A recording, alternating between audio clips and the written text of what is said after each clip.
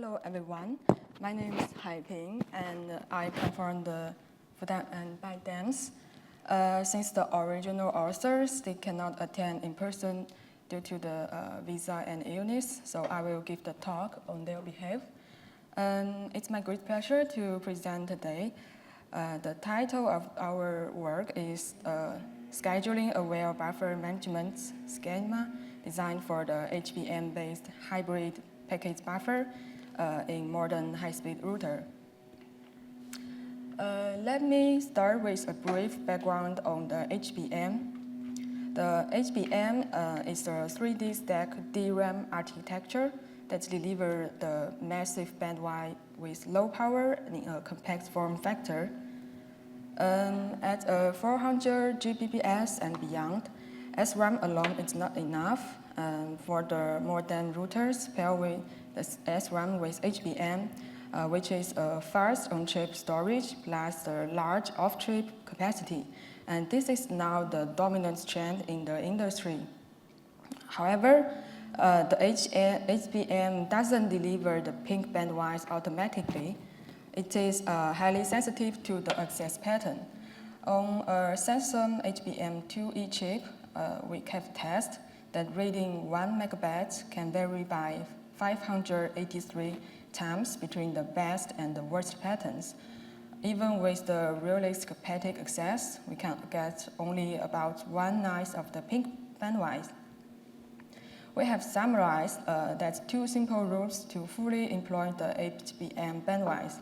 First, spatially, that access should be targeted the continuous address and distributed across the physical channels and byte groups to optimize the activation and project overhead. Second is the temporary. The same type operations should be performed continuously. That's batching the read and writes together to minimize the bus turnaround penalty. Now, how is the HBM used inside a router today? In the commercial designs, the buffer management will place each packet either on chip or off chip. The default spillover only hybrid VM will keep the packets on chip whenever possible and split to the HBM only under the congestion happened. But does this satisfy the spatial and temporal continuity on HBM? As we will see in the next, the answer is no. Let's work through a very concrete example. Consider a single output port with 3 flows, the blue, yellow, and green. The scheduler policy is the blue has the strict priority over the yellow and green. Yellow and green will equally share the remaining bandwidth. So we start with an empty buffer and the packets will begin to arrive. As the traffic builds up, once a field screen exceeds the threshold, and its substring packets will deliver it to the off-chip HBM, and more packets will keep arriving, and HBM will keep absorbing the overflow. To sustain the high write bandwidth, the packets are written to the consecutive address in the arrival order, and we can instead group them by green. But that will broken the spatial continuity on the right side. And now we move to the scheduling phase, where the packets will begin to depart. And since the blue has the strict priority, so the scheduling will join all blue packets first. After the on-chip blue packets are gone, and the scheduler will still need to fetch the later blue packets. That is the packet 7, 8, 9, and then they will still sitting in the HBM. From the HBM access perspective, the first read will go to the address 0 and to fetch a blue packet. But the next packet to depart is at the address of 5, not adjacent to the 0. Just to read in, and the spatial continuity is already broken. Meanwhile, the router never stopped receiving the packets, and a new packet arrives, and because its screen is already above the threshold, it must be written to the HBM. So in our example, this turns to a write in address 0. And here we got a write sandwich between the two reads. So now the temporal continuity is already broken. And stepping back, why does this happen? Because the two fundamental reasons here. First, the arrival order doesn't equal to the departure order. Optimizing the layout for the continuous write will make the read scattered, and also the second, read and write interleaven is unavoidable. A router will always receive and transmit at the same time. So the HBM bus will continuously switch direction and pay the penalties. As a result, the HBM bandwidth in a real routers will fall far below the spec sheet. And this brings us to the core idea of the work. Our key insight is the buffer management should batch the packets with similar scheduling priority. That is to say, the packets that will depart closely together in time and ensure they can read and write together. But to make scheduling a well decision, the buffer manager first needs a unified way to express the scheduling priority. For that, we use a P4 model which comes from the Telecom 2016. In P4, every packet is assigned a numeric rank, and the packets will always depart in the order of increasing rank. By changing the rank computation function, the P4 can express many policies. So as we know, so the rank is a single and general purpose value which captures when a packet will depart, and we will use it as the bridge between the scheduler and the buffer management. We name the work as Themis. Themis maintains a single global record, the smallest rank concurrently in the HBM. So now when a new packet will compare their rank against this record, the smaller one will go to the SRAM, and the larger one will go to the HBM. And all HBM access happen in batch, which can accumulate in a very small batch size buffer. Batch size is the smallest amount of continuous data that need to fully utilize the HBM bandwidth. And for Samsung HBM2E, this will give a batch size of around 16 KB. Let's work through the admission. Now the minimal HBM rank, our record is supposed to 71. A new packet arrived with rank 6. Since the 6 is less than the record 71, and this packet is admitted on chip into SRAM. Now another packet arrives, and this time with rank 101.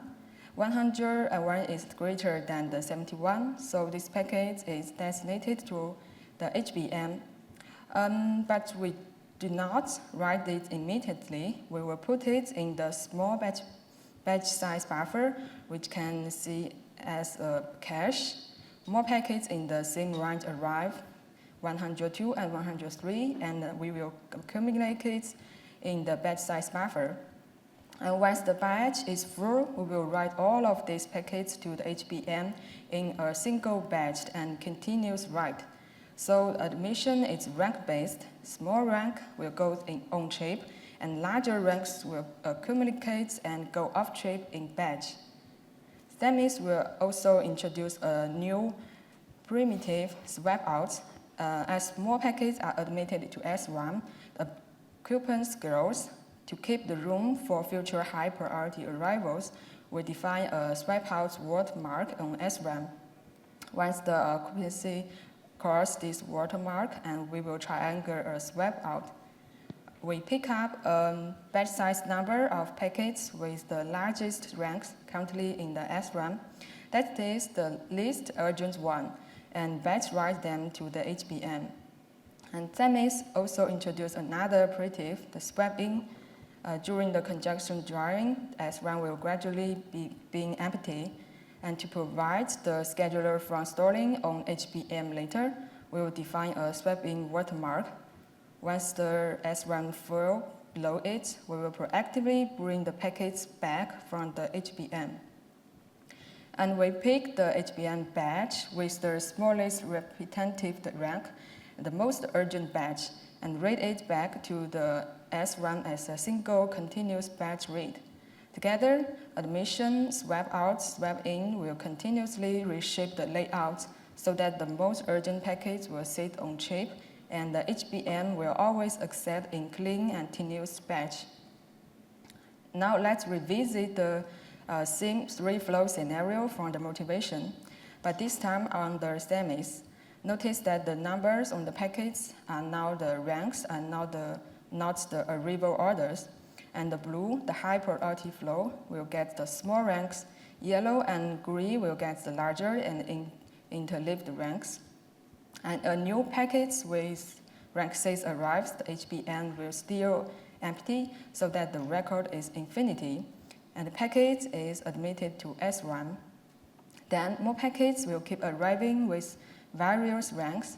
As the SRAM fills up and cross the swap out watermark, we will triangle the swap out. Themis identifies the packets with the largest ranks currently in SRAM, and we write them out as a single continuous HM batch. Now a new packet with rank 112 arrives. Since the 112 is greater than the record 109, this packet is correctly directed to the HBM. And another low priority packet, which is the 113, arrives, same decision. Rank 115, also the same decision. And the batch size buffer fills up and is flushed to the HBM as a batch. And the low rank packet is admitted directly to the SRAM. As you can see, rank 8 will land directly in the SRAM. Now the departure began. The scheduler will join packets from SRAM in the rank order, and because all the small rank packets are in the SRAM, every dequeuing happens at the SRAM speed. As SRAM joins, the occupier will fall below the swapping watermark, and Themis will check a swap in. We identify the batch in the HBM with the smallest representative rank and bring it back continuously. And the end result, throughout the entire run, all the HBM access are batched, continuous in address, and grouped by the operation tab, perfect spatial and temporal continuity. And to summarize, Themis used the rank-based admission to ensure that each packet goes into the right place, the high priority on chip and low priority off chip, dynamic swapping and swipe out that preserve the property as the buffer state inverse. At the same time, this buffer management pattern will naturally consolidate the HBM access into batch and unlocking the HBM's full performance. And Themis is not just a paper design, we also built a full hardware implementation. We performed the simulation, used the NS3, and run the prototype test in the FPGA and ASIC. The simulation were set up to evaluate the packet loss, on-chip dequeuing hit rate, link utilization, and HBM throughput at the single point level, as well as the flow competition time and the large scale level. And meanwhile, the prototype test also done to verify the timing and measure the result consumption on FPGA and ASIC. And the left figure shows HBM throughputs.